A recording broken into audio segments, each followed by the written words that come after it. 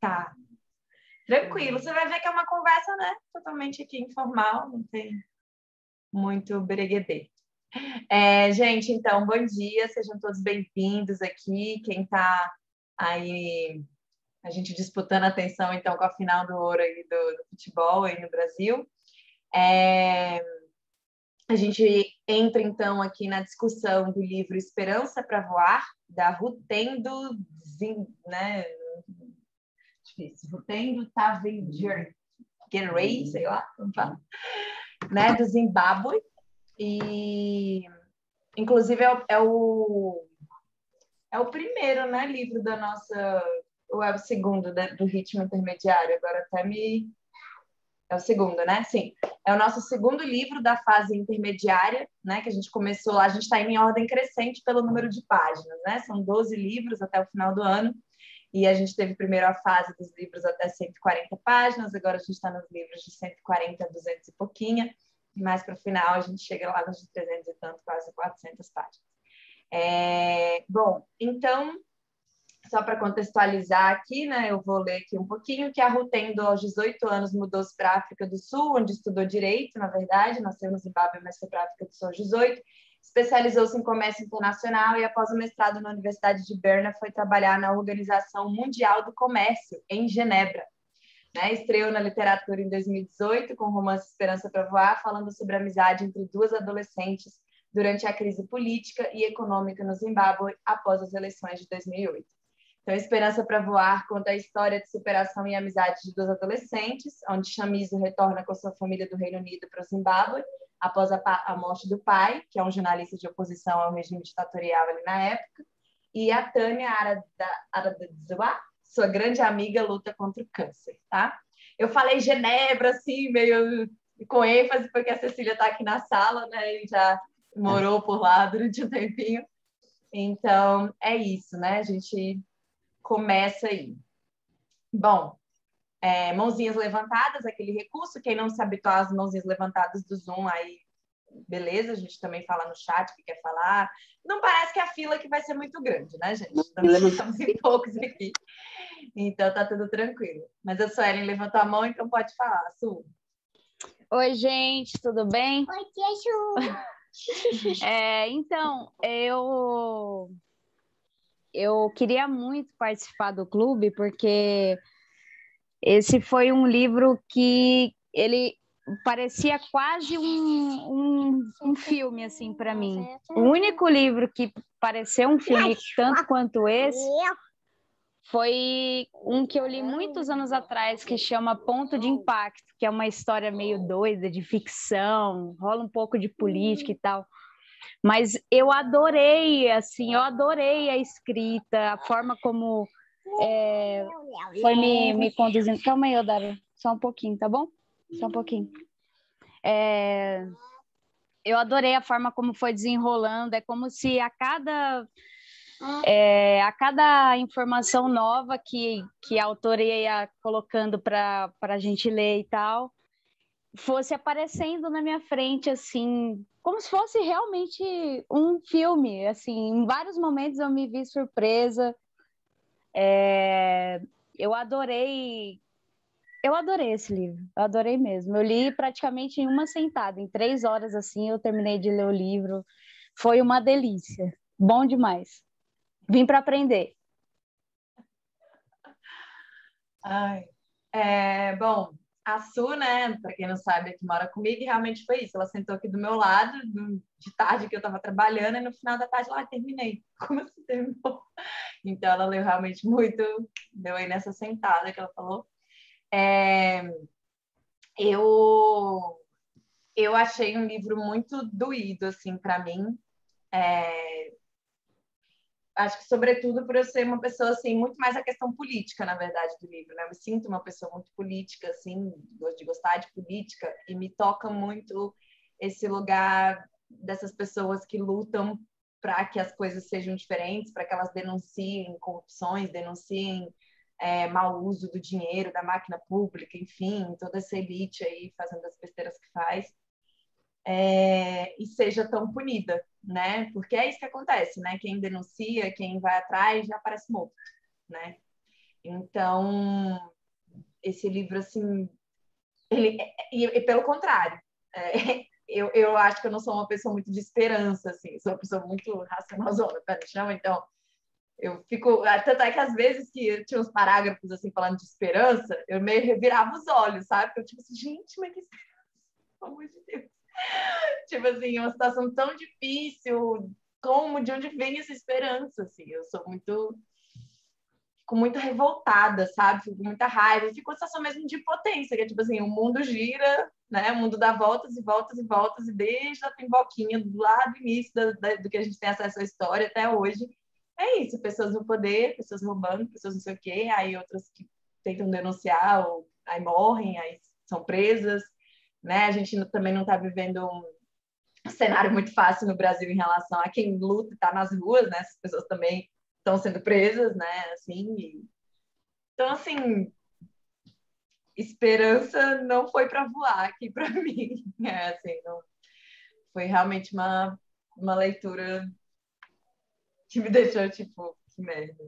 Não, ainda mais quando o Jeremias morre, né? É tipo assim, vai, por que essa pessoa vai fazer isso? Fica quieto, sabe? Tipo assim, eu acho que tem isso, né? Tem um lugar meu que entra muito na covardia, do tipo assim, ter muito medo, medo, medo. Então, assim, é lindo por um lado, nossa, que coragem, muito bonito. Mas eu perguntei pra puta que pariu, véio, fica quieto, sei lá, fica quieto, você vai morrer. Então, tem uma parte de mim que e aí, sei lá, eu acho que eu entro num lugar que é esse de. Não sei, quanto mais eu tenho passado assim o tempo, mais eu tenho percebido quanto que claramente todos nós somos muito falhos, né? Claro, todo ser humano muito falho, assim. Então, quando eu penso nessa dose de idealismo e de coragem, que é alguém que sacrifica a família, a própria vida para poder lutar pelo que é certo, pelo povo, eu fico, tá, mas que povo é esse que você está lutando, né? Porque muitas vezes é isso, você faz uma grande ação e tem muita gente que vai dizer que você que está errado, né? Que você que está se metendo onde não deve, você vai ser mal compreendido, como aconteceu mesmo, inclusive com as manipulações das reportagens do pai dela, né? A reação ali da turma por um momento era tipo cagar para a morte dele, assim, tipo, não tinha assim, não tinha, ou seja, a pessoa faz, se sacrifica e aí? E aí? E aí essa sensação de, tá, o cara foi trocado, o ministro, tá, adiantou o quê, talvez? Porque ele tem tanto poder, sabe? Aí outro entra no lugar. Ah, uma sensação de muita impotência que me dá. Tipo, os negócios vão ficar se repetindo. No final, alguém morreu por causa disso. Então, eu fico na bad, assim, confesso. Não... É isso.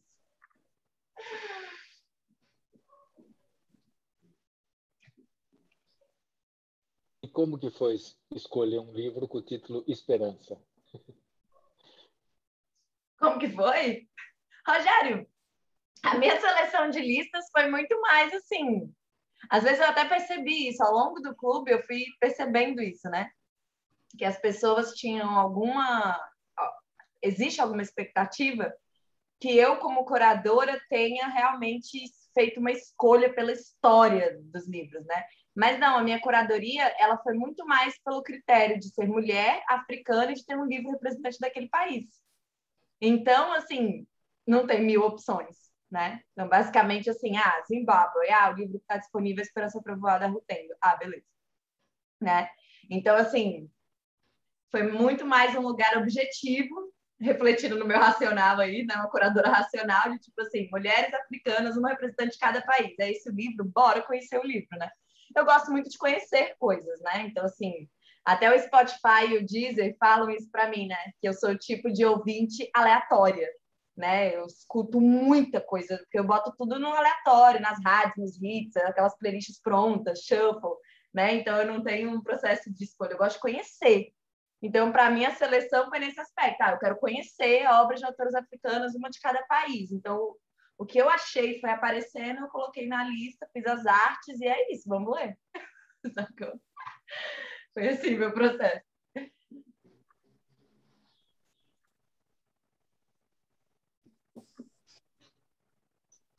Mas e aí, vocês, me digam. Já que você falou esse negócio sua relação com esse negócio da esperança, do otimismo, né? Do pessimismo. A esperança ligada ao otimismo, você seria uma pessoa pessimista? Que eu vou fazer uma provocação aqui, mas provocação no sentido da gente pensar. Você não acha que o pessimista tem muita vantagem em relação ao otimista? Por quê? Porque o otimista ele lida com muito mais decepções do que o pessimista. Porque o pessimista é assim, ó, se não deu certo, eu avisei. Ele não está esperando nada. Agora, se der certo, ele vai se beneficiar do que deu certo. Ele vai falar, nossa, que bom que eu estava errado.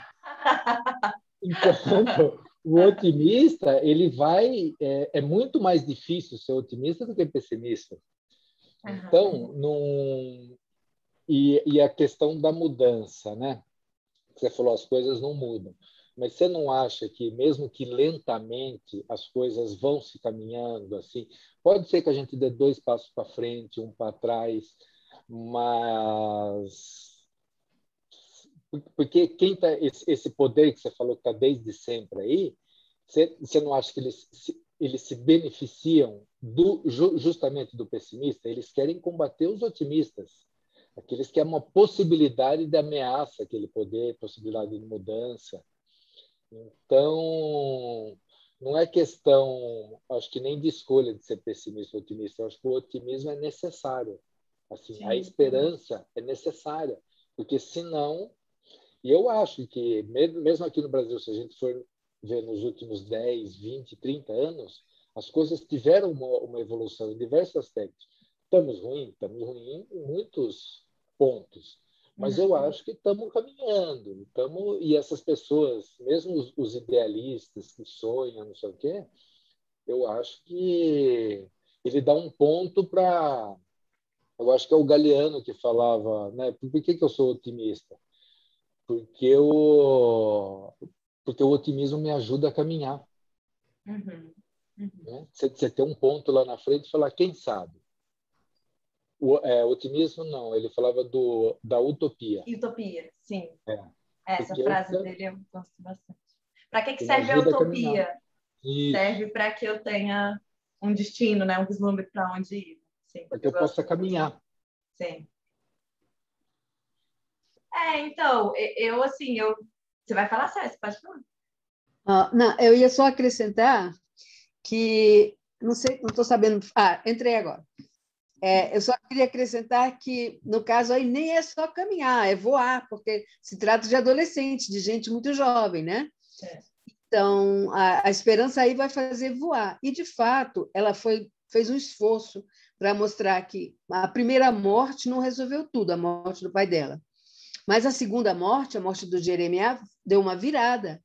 E a gente vai ter que lidar com essas pequenas viradas o tempo todo, porque é no máximo médio prazo, porque no longo prazo, segundo os economistas, estaremos todos mortos, né? Então, no médio prazo, fez uma mudança, sim.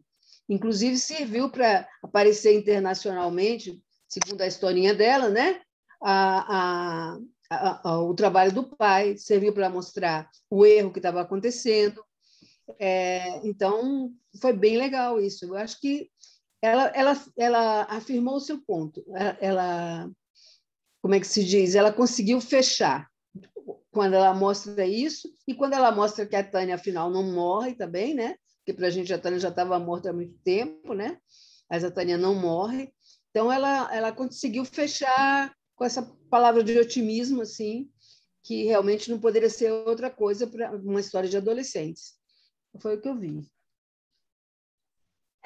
E que eu acho que era justamente quando você traz essa adolescentes, essa palavra, me lembra o que eu ia comentar na fala do Rogério.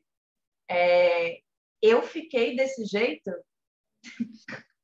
covarde, conservadora, depois de ter meu filho. Assim, foi aí, né? E não estou dizendo que isso acontece com todo pai, com toda mãe, mas, assim, é realmente muito assentado, assim, o quanto que eu passei a ter muito medo de não voltar para casa, muito medo de morrer, sabe? Isso ficou muito forte, de um jeito que nunca tinha antes, que era isso. Antes você pensava, vou ali, vou na esquina, eu tive isso muito claro, a primeira vez que eu tive ele em 2015, né? Aí em 2017 eu tive que ir para o Rio de Janeiro. E, cara, eu já tinha ido no Rio de Janeiro outra vez, e sempre soube que o Rio de Janeiro, né, tem perigo lá, é crime, é uma cidade que falam, né, tem esse estereótipo do lugar violento do Rio. Mas, realmente, nunca nem tinha super confiante, né? Em 2017, quando eu fui de Teban do Gaetano, eu estava assim, ó, entendeu? Tentando garantir qual era o lugar que eu ia alugar, o negócio que fosse mais, assim, morrendo de medo. Morrendo de medo, assim, sabe? Quando assim, de ter uma bala, de ter não sei o quê, de ser para um assalto, tipo assim, um nível de preocupação de preciso voltar viva para Brasília muito alto. Então, sim, né? Desde que eu tive o Caetano, isso se transformou muito nesse sentido. Que até fala, inclusive, tipo, esses conservadores, né, os pais de família, né, os que dizem, meu Deus, o que esse jovem está fazendo, pelo amor de Deus, não está vendo que vai dar errado, né? Mas, porque é isso, né? Tem um lugar de quando você não tem nada a perder, e eu acho que te move em outro lugar, é só você no mundo, né? Esse Diogo vai ser você no mundo, né? Então você tem que ter coragem. E eu acho que é isso, tem que existir essas pessoas, super. Os jovens têm que existir, eles têm que existir o que vai jogar o fogo na estátua e vai super apoio, né? Quer dizer que eu só fico sempre preocupada por ver alguém fazer isso próximo de mim. Na minha cidade, tipo, meu Deus do céu, fica quieto, isso vai dar merda, né? Assim, eu não faço, eu não saio de casa assim, né? Eu não saio. E é isso, né? E embora isso, eu fico sempre numa contagem regressiva, como se fosse assim, ai, quando for 2033, eu vou ter minha alforria, porque o Caetano vai ter 18 anos, aí eu saio por aí, ó, pulando de paraquedas, fazendo parabéns. Cumpri minha missão, o menino tá vivo, chegou aos 18. Aí eu posso arriscar minha vida por aí. E talvez tenha mais capacidade de ver as pessoas também arriscando a vida delas, né? E aí eu volto pro lugar de quem não tem alguém para, como se fosse, cuidar no mundo, assim. Que também é uma espécie de fantasia, né? Com 18 anos não giramos. Foda-se. Mas, assim, enfim. Oi, posso falar? Pode. Uma coisa que eu achei interessante, na verdade eu não estou lembrando o nome agora da personagem, mas é aquela menina que é a filha do ministro. Alguém sabe o nome dela? A Pádia. Hã? Pádia. Tem outra pronúncia. Pádia. É interessante como ela toca o terror na escola, né? Ela é toda debochada e tal, mas quando chega em casa vai falar com o pai dela, ela treme também, né? De medo. Vai falar com ele até uma coisa que era super importante, ela ter falado, só falado, ó, essa carta aqui tem o seu, tá falando sobre o senhor, né? Ela não consegue falar. Eu achei interessante isso, porque eu falei, gente, da onde que essa menina é tão assim, né? Por que que ela é tão assim? E eu gostei também de quando ela foi visitar a Tânia no hospital, que ela encontrou eu não lembro o nome. Ler rápido é isso, entendeu? A gente lê rápido, aí a gente não marca quase.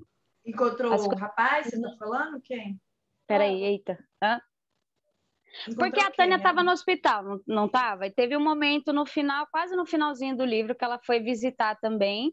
E ela encontrou a Padia. Encontrou a Padia. Ela encontrou de novo. Não, mas ela encontrou a. Como que é o nome da protagonista? Chamise. Ela encontrou ela e ela, tipo assim, ela pediu desculpa, né? Eu achei massa isso para a idade dela e tudo. Ali foi um restinho de esperança. Eu particularmente, Rogério, sou uma pessoa muito otimista. Muito. Eu sou a otimista do rolê. É isso que eu queria compartilhar com vocês. Pode falar. Não, eu queria que a gente também falasse daquele menino. O menino da galinha, o menino da van de transporte coletivo lá, que quase atropela a Chamizo e tal. Eu queria que alguém falasse daquele menino. Eu achei bem interessante o personagem. Você quer já falar? Então, eu confesso que eu fiquei alguns momentos confusa com as participações de Timoneda, assim, na verdade. Eu achei ótimo aquele momento que ele justamente tem esse atropelo aí, e aí ele convida ela para beber, para sair, para esparecer. Me surpreendeu, na verdade, que a conclusão daquela resistência toda dela de só beber uma resultou em várias bebidas. Então ela acorda no outro dia, tipo, para lá de Bagdá, né? E foi muito doce, eu achei, aquele encontro deles no final, né? No hospital, fazendo aquela brincadeirinha do... Ah, ela tá perdendo não sei o quê e tá perdendo a fila do pão, né? Assim... É isso, as coisas que eu lembro dele, são nesse lugar. Aquele negócio da galinha, eu confesso que eu fiquei perdidona, assim, quando eu vi a diretora brigando para decidir fazer amizade com as galinhas, eu falei, ai, o que tá acontecendo? Ele foi tentar roubar uma galinha ali, né? Aí a diretora meio tirando sarro dele, sendo irônica, né? Foi fazer amizade com a galinha. Sim, que aí esse negócio, assim, a escassez, né, de comida, justamente que eles tinham poucas opções, né, lá de comida, quase nada, né, naquele refeitório tinha uma divisão de comida lá, inclusive, assim, essa parte é uma parte que vira e mexe mostra, né, a dificuldade deles de alcançar os mantimentos, de ter acesso a uma comida, assim, isso, claro, dentro do, né, eu estou lendo a história nesse ano que a gente está lendo, né, que eu tenho os acessos mais a essas histórias da Venezuela, ou então eu li um livro de Cuba recentemente, né, então, assim, esses lugares também até me assustam por um momento, quer dizer, não vou muito longe, né, a gente pode, assim, além de pensar na questão da escassez do país em si, que não está podendo oferecer mantimentos, dá para pensar também se colocar no lugar de, enfim, quem está passando fome não tem de fato acesso aos mantimentos e faz filas e filas, que é a realidade do nosso país hoje, em muitos locais, de pessoas realmente passando muita fome, fazendo filas e filas para conseguir aí esse pão ou tal, né? Inclusive, aquela fila de batata chips é revoltante, né? Assim, rola né? Aquele senhor tão contundente, assim, de minha mulher vai ver que eu tenho valor e vou levar o pão, né? E aí o cara entrega batata chips. É foda. Pode falar, Xênia. Quem, eu? A Xênia, que tá com uma levantada. Ah, Xênia. Eu estava esperando a Xênia. Oi, gente. Não, eu queria falar a questão do livro ser um livro direcionado para o público jovem, né, adolescente, e geralmente os livros destinados a esse público são livros que tratam de mistério, de romance, de fantasia, e esse não, esse trouxe a questão política. Então, eu achei muito interessante, assim, para abrir os olhos mesmo dos jovens para essa questão a questão da corrupção, a questão da distorção e das fake news, porque aquilo que aconteceu com o pai da Chimizo, né, aquela coisa do assassinato de reputação, vamos dizer assim, que ele próprio causou a morte dele, sendo que ele tinha sido assassinado, né? Quer dizer, ficou no ar. Outra coisa que eu achei interessante, que seria bom que esse livro fosse lido por mais jovens, a questão da educação pública e a questão da saúde pública, que eles não tinham lá, e olha como que isso é tão crucial, assim, ela com câncer e não ter o dinheiro, olha, você melhora, porque senão você vai acabar o seu tratamento, que a gente não tem mais dinheiro para custear isso, né? A questão da fome, a questão da inflação. Eu fui criança na década de 80, então, assim, para mim, a questão de tirar os zeros e se aí num dia o pão custar tanto e no outro dia o pão podia custar mais, a gente viveu isso aqui no Brasil, né? Então, eu achei esse livro muito interessante para esse público também, assim, claro que para a gente e também para esse público, porque é uma coisa diferente, que a gente não está acostumado de ver livro para esse público com essas temáticas. Assim. Não, para vocês, com certeza, que viveram isso, também tem outra. Eu nasci em 91, tenho 30 anos. Então eu não peguei, assim, né? Não tenho memórias, na verdade. Tenho zero memórias sobre isso. Sei que a questão do real foi toda na década de 90 e tal, mas eu não peguei.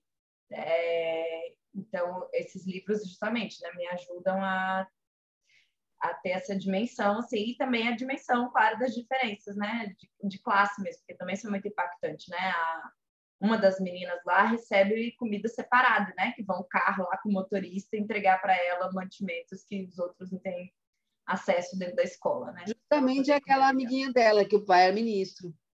Ah, a menina, né? A Padilha. Sim. E a diferença, né? Porque aqueles cortes de energia, né? E de racionamento de água. Aí, quando você ia lá, que ela entrou na casa do ministro lá, a grama verdinha. Ou seja, imagine quanta água foi ali e com aquele calor. Quem tem grama sabe assim o quanto você gasta de água para manter uma grama verdinha. Ou você deixa, por exemplo, no inverno agora a grama feia. Mas você vai, por exemplo, nos bairros, principalmente na praia, aquele calor, não sei o que, a grama da pessoa é verde o ano inteiro. Imagina o que vai de água ali. Então tinha os cortes de água, mas será que lá tinha o corte de água? Lembrou o Amazonas com aqueles cortes de energia, lembra lá no que tinha aqueles. E daí, só que os bairros ricos não tinham o corte de energia, era para o resto da população. Uhum. Então, me lembrou isso daí, essa parte aí. E mesmo com aquele racionamento, né, por exemplo, e mesmo o pai da Tânia, né, ela, logo depois da cena do pão lá, que era batata chips, né, ela estava esperando o pão, mas era batata chips, vem a Tânia, que o pai dela está chegando, não sei o quê, daí na hora que ela olha atrás no carro, o carro cheio de pão, assim, e esse negócio da esperança, a Tânia, né, nem a médica, nem o pai queriam que ela fizesse a cirurgia. Mas ela, né, falou, não, me resta esta possibilidade, né? Então ela acreditou naquilo. Então, sobre isso que a gente estava falando da esperança, né? Ela eu achei interessante esse negócio que a China falou, né? Mas também no Zimbábue, será que tem espaço para o sonho, né? Espaço para o mistério, de você ler um Harry Potter lá, né? A realidade deles é bem dura, né? Então, e esse negócio do livro falar da inflação, não sei o quê, aqui a gente não, que nem a Jéssica falou, né, que não pegou isso. As pessoas, a maioria das pessoas não tem a mínima noção do que foi, assim. E tem uma parte ali que fala, não, o produto ontem estava um preço, hoje é outro e amanhã é outro. E eu lembro de uma coisa que aconteceu com o meu irmão, que ele foi pôr gasolina no carro, na moto, e foi pôr, ele falou, pô, eu não lembro o preço, mas era assim, pô, mas ontem a gasolina estava 2. Ele falou, pô, mas ontem era 1,50. O cara virou, e agora está 2. O cara virou para ele e falou assim, e amanhã vai estar 2,50. Exatamente no livro. Era dia a dia um preço, assim. Mas as pessoas não têm noção do que era isso, assim. Então a economia virou um negócio. A dívida externa, eu cresci com o negócio da dívida externa. A dívida externa hoje em dia para a gente está resolvida, assim. A gente sabe. Claro que tem a dívida externa, mas aquele negócio, né, que você paga um tanto de juros, mas você tem como pagar aquilo. Eu lembro que a nossa piada era assim, por exemplo, eu estava te devendo alguma coisa, eu te pago quando o Brasil pagar a dívida externa, ou seja, nunca. E foi uma coisa resolvida. Eu cresci isso na infância, adolescente, como sendo algo insolúvel. E foi resolvido. Foi. Então, olha, é uma coisa que se a gente não tivesse. Que quem está lá no poder não tivesse esse otimismo, não sei o que não pudesse resolver, a gente estaria até hoje. E foi uma coisa que a gente chegou até a emprestar dinheiro para mim. Então, eu acho que as coisas vão se caminhando. Não como a gente queria, né? Na velocidade que a gente queria, mas...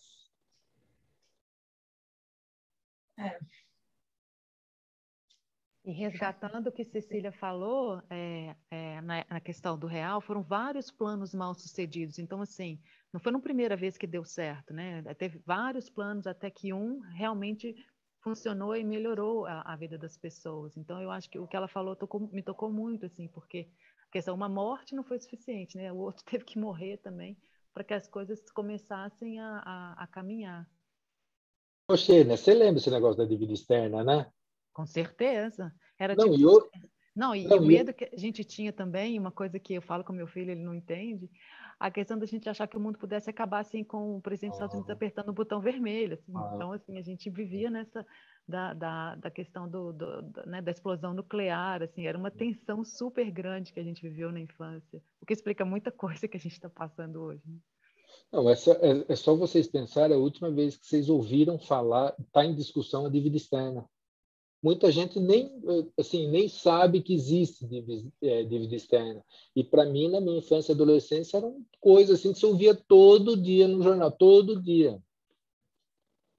Essa do botão vermelho é nova para mim. É o contexto de Guerra Fria, né? Sim. Assim, inclusive o Rogério falou uma coisa que também lembrou uma outra reflexão que eu tenho, que é essa questão de uma realidade, a produção de narrativas quando uma realidade é muito difícil, né? Então, esses dias até mesmo, estava vendo alguém falando do funk até, né? Que se você quer que os jovens parem de falar putaria, drogas, sexo, não sei o que, no funk, né? Então você teria que mudar a realidade da favela de onde eles estão, porque é isso que eles estão vendo, eles vão cantar sobre o quê? Isso aí até rola assim, vão cantar sobre o quê? Sobre garota de Ipanema, que garota, gente? Que garota é essa bela e plena passeando, sabe? Tipo assim. E aí isso me lembra também, porque eu fui dirigida por uma diretora aqui em Brasília, né? Sou atriz, era, né? Do tempo que eu tô afastada. E aí eu via, ela tinha até prêmios, né, na área de peças infantos juvenis. E ela criava um mundo fantasioso, assim, muito bonito, sabe? Assim, muito, muito sensível, muito lindo. E quando eu, então, fui trabalhar com ela e foi dirigida por ela, a gente, então, passou a ter conversas para além do trabalho, né? Pegar uma carona, vir para casa e tal. E eu percebi o quanto que ela era completamente, assim, alienada, sabe? Assim, E aí isso eu fui achando isso muito interessante, porque eu via mesmo o nervoso dela, como se assim, ai, Jéssica, não vamos falar disso. Vamos falar de coisa boa. Olha só, cara, eu tava pensando. Então, assim, ela não conseguia entrar nas minhas discussões, eu sou muito, né, de passar essas discussões. Ela não conseguia, e eu fui percebendo com o tempo que realmente quem seria ela, o trabalho dela, se ela olhasse para isso. Até nisso, sabe? Talvez o castelo dela ruiria, porque a realidade dela construída é uma realidade de quem, cara, ela cria, sabe, umas coisas, então assim, ela nem pode entrar em contato com isso, sabe, assim, porque ela vive nesse outro mundo, muito acertado, muito claro, né, e tal, ela é uma mulher branca, com dinheiro, assim, que cresceu lendo muito, com muitos livros, então ela tem um mundo imaginário, assim, que é muito potente. Então, assim, se ela entra em contato com essas bad, só raça, isso transforma o trabalho dela provavelmente em outra coisa, porque você é um artista, você produz justamente as suas dores, suas questões, sua realidade, né? Então, o que ela consome é muito mais fantasia e tal. E não é que as peças dela são bobas e ridículas, não, sabe? É porque realmente é isso, né? Aquela realidade dela e ela produz a partir dessa realidade. Tá. Mas era isso, era um choque. Na época veio aquela, ai, gente, como assim? Como assim? Pelo amor de Deus, ela não, entendeu? Ela tem que viver no mundo real. Só que é isso, tem que. Não sei se tem que. Se a vida dela é construída em cima dessa trajetória dela, dessa carreira, dessa arte que ela produz desse jeito e tem valor, e, enfim, não sei se tem que, né? Não sei. Né? Então... Eu durante um tempo, durante vários anos, eu evitava leituras pesadas, filmes, qualquer coisa que me incomodasse muito, eu falava, não quero isso. Mas eu, como privilegiado, eu tinha possibilidade dessa escolha. Exatamente. Certo? Mas eu acho que a gente vive num mundo que é uma rede, certo? A gente está conectado às outras pessoas de algum modo. A gente, por mais que queira criar essas barreiras de não deixar isso chegar, não tem como. De alguma, a gente sai na rua uma hora a gente vai ter contato com a pobreza. Uma hora a pobreza ela está influenciando a gente todo dia. É uma rede conectada. Então, eu acho que é meio uma ilusão querer criar esses muros, porque não tem jeito. Sabe, assim, não tem, olha a fila da vacina aí. né? Você está lá vendo o empresário entrando na fila, não sei o quê, para tomar vacina. Alguns tentaram burlar, mas tem uma fila lá. Uhum. A fila de transplantes no Brasil que funciona, né? Por exemplo, daí a pessoa que não quer essa fila vai para o mercado paralelo, né? Mas a fila de transplante no Brasil funciona, ou seja, não importa o dinheiro que você tenha, você vai lá entrar na fila do SUS se você quiser fazer um transplante. Uhum. Então, ou seja, eu não me preocupar com o SUS, de alguma forma, uma hora vai me atingir, porque se eu precisar daquilo, então não tem a gente está conectado muito, não importa, por exemplo, o negócio que aconteceu lá na China, que veio o vírus de lá, certo? Que inicialmente falaram, acho que veio daquele mercado de animais vivos, certo? Uhum.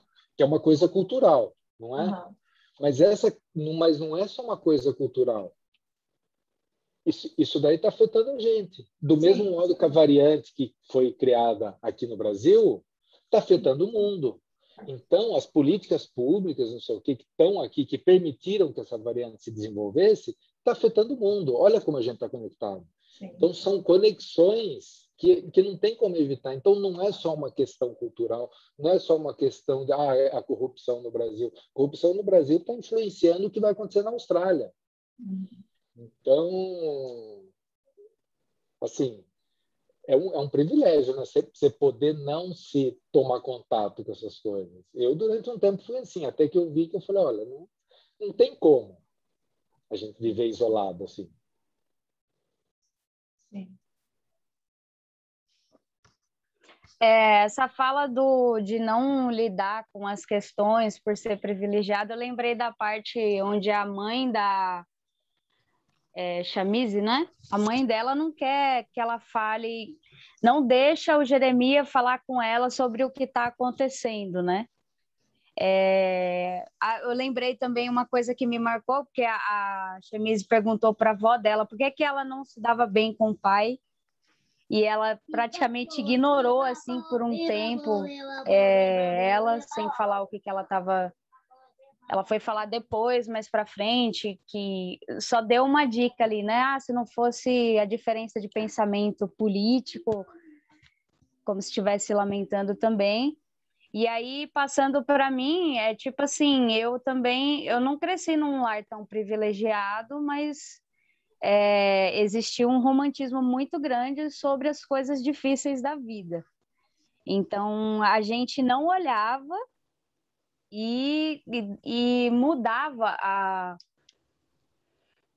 a realidade. Era difícil, mas era porque a gente era da vontade de Deus, e aí a gente precisava passar por aquilo, porque, enfim, e quando a gente passava, saía vitorioso, cheio de marca, né? Que a gente também não conversava sobre isso. E aí, depois de alguns anos, eu tinha essas questões para serem conversadas, mas eu também não sabia que eu tinha que conversar sobre essas coisas, e aí eu tive a época da raiva, a época da negação, até agora, que a gente entra no clube e conversa sobre isso, né? Mas a gente tem várias formas da gente evitar o assunto, independente da classe social, assim, é a forma como eu penso.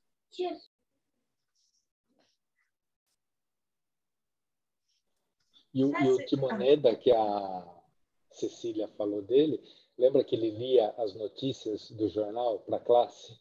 Uhum. E se informar sobre o que está acontecendo no país? E foi aquele professor, né? Aquele professor que parecia duro com ela. Estava doido que alguém falasse. Mas Professor estava... Mipofo. Oi? Professor Mipofo. Isso. E a importância, por exemplo, eu estudei em escolas privilegiadas também, e assim, era um negócio, e meus pais também, jornal todo dia. E assim, eu via meus amigos, não sei o que, ninguém lia jornal. E é uma coisa que você está se informando ali, né? Naquele tempo não tinha internet. Mas se você não sabe o que está acontecendo no seu país, então eu tive esse privilégio de ver como é importante você acompanhar o que está sendo discutido, as questões que são estão sendo postas. E aquele professor fazia, né? Olha, vai lá, lê todo dia o que está acontecendo no seu país, não sei o quê. Aí depois deu aquele jornal, que era o artigo do pai dela, né? Falando sobre, comemorando aquele dia, né? Acho que era da independência, né? Não lembro. Sim. Festa da independência do país. Mas a importância desse professor, né? Falando para elas resolver aquelas equações. Tanto que no final do livro o professor pôs aquela equação, né? Ah, quem que é a líder de classe? Não, ela não está mais vindo. Aí ela viu a equação e falou, olha para que me serviu, né? Aqueles livros, aquelas equações que ele me fez fazer lá. Ela foi lá e falou, eu sei fazer isso. Não sei o quê. Figura importante desse professor. Eu achei aquele professor realmente um personagem muito interessante que ela colocou, de uma pessoa madura, uma pessoa que estava numa posição de poder sobre eles, mas que era uma pessoa realmente quase como muito jovem de mentalidade, que ele tinha esperança, ele foi combativo, ele apanhou um bocado nos bares, nos lugares de encontros onde ele ia, que as pessoas se opunham ao pensamento político dele, né? Mas ele se expunha e ele realmente, durante a greve dos professores, ele não conseguia, simplesmente não conseguia deixar de dar aula, deixar de encontrar os alunos, né? E a greve era super importante. A gente viu também lá na Chimamanda como é que era, como a dificuldade dos professores chegava ao limite da fome mesmo, né? Mesmo os professores universitários. Então, ali também os professores deviam ter motivos muito sérios para estar em greve.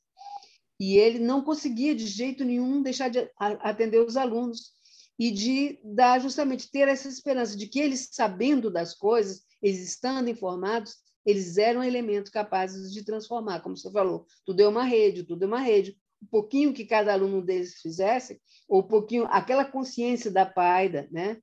Do que estava acontecendo e querer que a mãe da menina fosse embora com a menina, que era um risco de vida realmente para a mãe e para a menina. A mãe foi lá desacatar o monstro dentro da caverna dele, né? A mãe da Chamizo, né? Foi ir lá falar que você matou meu marido, você é responsável pela morte do meu marido. E a pai não queria que elas fossem, né? Tentou evitar.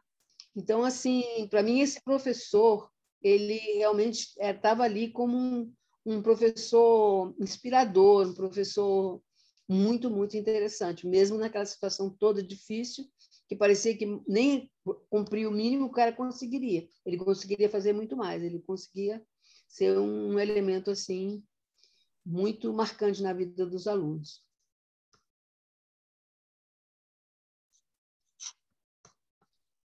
Nesse ponto, inclusive, de pensar no papel desse professor, né? E eu gosto bastante da área da educação, assim. Nesse ponto, eu me vejo como alguém muito otimista, né? Talvez não movida pelo otimismo em si, mas movida pelo compromisso e pela responsabilidade, sabe? Tipo, eu me vejo agindo muito como ele. Agora que a Cécia deu esse apanhado dele, né? Eu me vejo realmente tendo compromisso, eu sou a professora, eu tenho que ir, eu tenho que ir lá passar o conteúdo, né? Muito mais por uma questão, eu confesso, de dever, de responsabilidade, de compromisso, de acreditar nisso, acreditar no meu trabalho, né? Que ok, que aí desemboca nisso, né? Eu acredito no meu trabalho, por quê, né? Porque eu tenho a esperança e o otimismo que é um trabalho que transforma, que muda, que chega, né? Então, se eu não estou lá, né, vai ter um vácuo, né, vai ter essa greve, eles vão estar lá, adolescentes lá na aula, que você fica olhando para o teto, fica todo mundo lá esperando alguém aparecer, como tinha, né, onde muitos professores ausentes, né. Então, pelo menos na parte que me cabe, né, se eu estou nessa escola, eu vou lá estar com os meus alunos, com certeza, assim, não tenho dúvidas que nesse caso eu não ficaria dentro da minha casa, não. Eu iria lá, assim. Ô, Jéssica, se disfarça, mas não adianta, não. Outra coisa, eu lembro uma coisa que me marcou quando a gente leu O Defeito de Cor, que os seus primeiros depoimentos foi esse. Pessoal, eu nunca me importei com essas questões. Nunca me precisei me importar com essas questões. E como que estava, naquele tempo, você estava abrindo um novo horizonte para você. E tanto nos rituais, na cultura negra, quanto na história do povo negro, né? Qual foi a consequência? O que significa esse clube É um pessimismo? É um pessimismo. Boa, Rogério, boa. Gostei. Não, assim, eu acho que realmente, né? Eu não sou muito de ficar parada, né? Eu acho que é isso, pessoas que não ficam paradas porque elas querem caminhar, voar, né? Elas acreditam Mas nessa alguma ação. coisa estava te incomodando ali. Sim, Por que criar esse clube? Alguma coisa te moveu ali. E sim, está sim, ligado à esperança, a esse professor de discutir as questões, de sim, conhecer as questões. sim, verdade. Verdade, bom ponto. Acho que é porque eu me vi nessa situação mais de de me colocar no lugar de não esperança, quando eu vejo, por exemplo, as pessoas indo para a rua, para as manifestações, e eu muito covarde, tipo assim, eu morro de medo. Eu morro de medo que Bolsonaro, assim, sei lá, entendeu? Manda cavalaria para cima de todo mundo e saia morto do lugar, sabe? Assim, eu tenho umas imagens dessa que eu fico assim, velho, eu vou ficar em casa.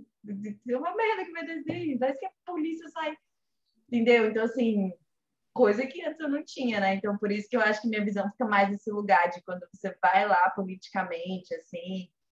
Na época das eleições mesmo, aquele ele não da Marcha das Mulheres, cara, eu tive um medo das minhas amigas indo naquele negócio. Nossa Senhora, eu fiquei o dia inteiro assim, só esperando que elas botassem comigo para casa, porque falei, cara, tá em época de eleição, o Brasil tá para... assim, a sensação que eu tinha era a gente tá na guerra civil, naquele clima que a gente estava naquela época das eleições, assim. Para mim tava muito tenso o bagulho.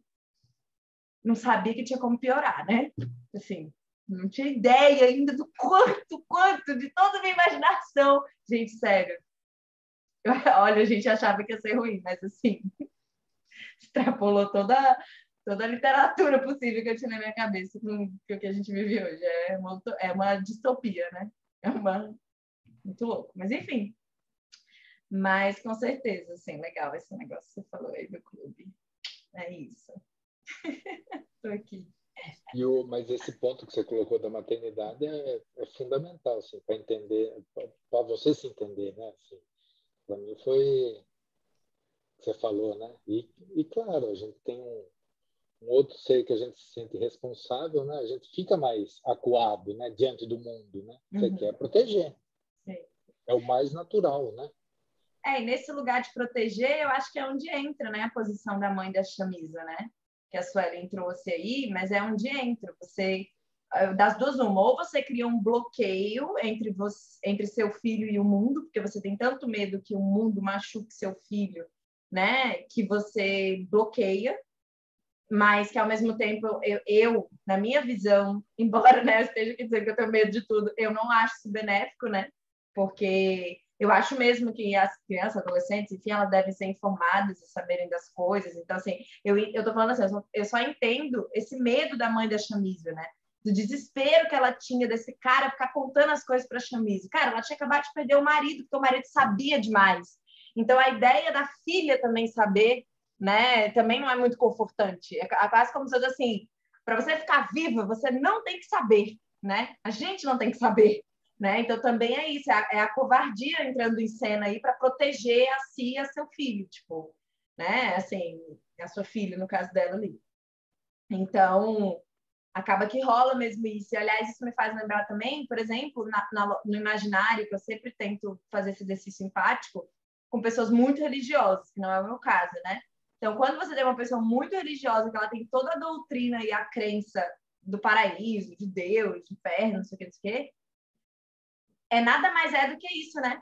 O medo das pessoas. Ah, inclusive tem essa fala no livro também, né? Da mãe dela, deixa eu colocar aqui.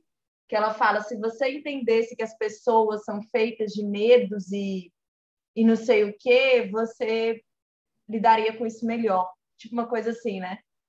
E aí eu tô falando disso porque várias vezes eu vejo, assim, por exemplo, quando uma família, né, ela reage com muita preocupação com o filho, por exemplo, que começa a andar com, sei lá, com gente LGBT, começa a, sabe? Tipo assim, você tem uma preocupação, né, de proteger, porque na sua crença aquilo dali é o caminho para o inferno, né? É o caminho para o mal, né? Então é você com muito medo, querendo proteger seu filho, E aí você, ao mesmo tempo, faz uma violência também, porque aí você está, enfim, reprimindo, sendo autoritário, controlando a pessoa, né? Então você também está cometendo. Mas é isso, né? A gente é feito de medos, então bem complexo. Cecília, uma vez que disse uma frase que nos marcou, que eu e a Sueli a gente sempre usa, que ela falou que todos nós somos brinquedos quebrados. Ela rindo ali, talvez ela nem lembre disso, né?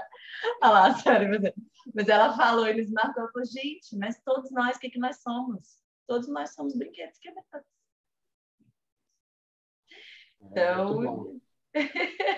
Estava disponível esse fim de semana passado um documentário chamado A Sabedoria do Trauma. Não sei se vocês chegaram a ouvir falar. Nossa, que lindo. Não. Que legal isso. É a segunda vez que ele fica disponível gratuitamente. Eu não sei se ainda está, gente, mas vale a pena, porque fala justamente sobre isso. E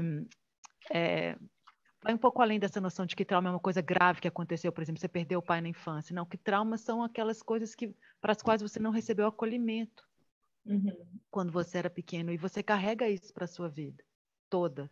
E aí conta a história de várias pessoas, é um especialista que trabalha com trauma já há bastante tempo, e trata também do vício. Eu acho interessante vocês olharem depois. Ai, que legal, Vale mas esse disponível que você falou é aonde? Estou dando Google aqui. Vocês têm grupo? Porque aí eu posso mandar no grupo. A gente tem o Discord, né? Que a gente usa. Ai, meu Deus. Não sei o que é. Manda no chat aqui que eu posso botar no Discord. Mas o Discord, ele é um aplicativo de mensagem instantânea também. Só que a diferença dele para o WhatsApp é que ele é organizado em canais. Entende? Então, tipo assim, a gente tem o canal do Zimbábue, o canal da África do Sul, o canal do livro que a gente está lendo, o canal do livro anterior. Então, é um passo além do Telegram, né? Então a gente consegue sempre tanto ressuscitar temas, tipo, esses dias mesmo eu vi um negócio da África do Sul e a gente já leu um livro da África do Sul, né? Aí eu ressuscitei, gente, olha isso aqui da África do Sul, aí botei no canal da África do Sul, né? Então a gente consegue organizar os assuntos. A conversa fica organizada. Isso, fica por assim. Certo. Eu vou colocar no chat, peraí. Tá bom. Poxa, eu também eu nunca tinha usado o Discord. Eu acompanho lá o pessoal falando. Não falo lá, mas tô lendo. Bom saber, Rogério, bom saber. Nossa, estou muito ruim no grupo de Telegram, não sei o quê. Nossa, eu não dou conta, assim, ó. Mesmo rede social. Mas é tranquilo, viu, Xena? É assim, é só baixar o aplicativo, não tem mistério, não. É mais organizado do que o Telegram, né? Telegram e WhatsApp fica uma coisa só, é um grupo só, fica tudo jogado ali. O Discord você consegue organizar, e a Jéssica, né, organizou ali livro por livro, país por país, tá super... A apresentação da Jéssica. A gente definiu os canais em livro, autoras e país, né? Então tem o canal de cada país, de cada autor e de cada livro. Aí, bom, mas, pô, eu gosto muito dessa área, né? Que a Xênia está comentando. E essa área mesmo de psicologia, do ser humano, desses desafios e tal, assim, isso é muito importante, assim. Por isso que, inclusive, a gente vê a Chamizo, como que ela vai lidando, como ela vai reestruturando, né? Como ela vai assentando. E assim, muito impactante mesmo, né? Você acabar de perder seu pai e você se aproximar de uma amiga para descobrir ali 10 minutos depois que ela está à beira da morte com câncer, né? É um mix ali de sentimento, quase que um medo, esse medo de se vincular à pessoa mesmo, né? Que ela passa também por isso, ela fica ali negando também, porque ela tem até um trecho que ela fala, esperando, como se fosse assim, esperando o impacto que essa dor vai me causar. Tipo, ainda não sei, né? Mas estou aqui aguardando, porque vai vir, né? Assim, então também é muito significativo, assim, esse medo, um passo atrás, de porra, que merda, aquela coisa, que merda, por que eu fui gostar de você, né? Isso aqui que tá parecendo agora, né? Mas é isso, os afetos não tem muita justificativa, né? Então, muito isso. E olha que interessante, na hora que você falou daquela frase que ela falou, né, sobre o medo. Eu fui procurar aqui no digital, a palavra medo nesse livro aparece 29 vezes. Olha que coisa! significativo. Muito Sim. Vale até, deixa eu ver aqui. Eu também estou no digital. Ela aprendeu a respiração com medo de expirar cedo demais e perdeu. Sentia as axilas ardendo e o medo ridicularizando seu rosto.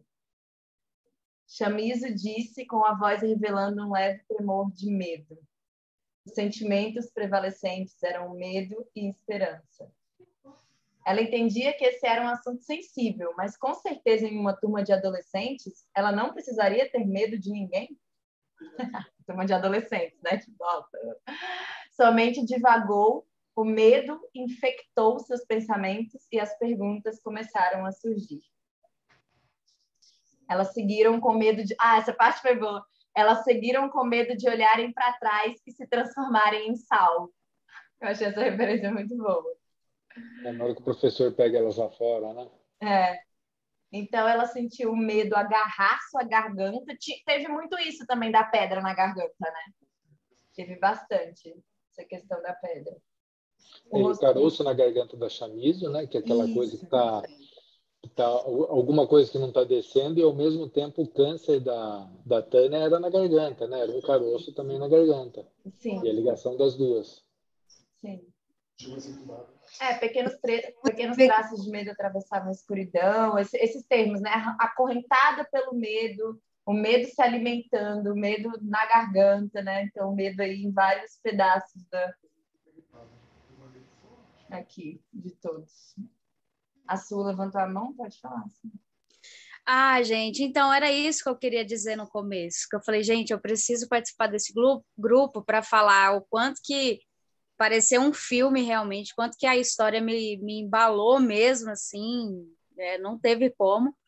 E essa coisa do corpo, quanto que para ela explicar o que ela está sentindo, o corpo dela está falando, né? Eu sou praticamente fascinada em relação ao corpo, assim, eu quero me especializar nisso, sei lá, uma terapia corporal, ainda não sei exatamente o que é, mas eu achei incrível o quanto que foi psicossomático mesmo, as sensações dela, sabe?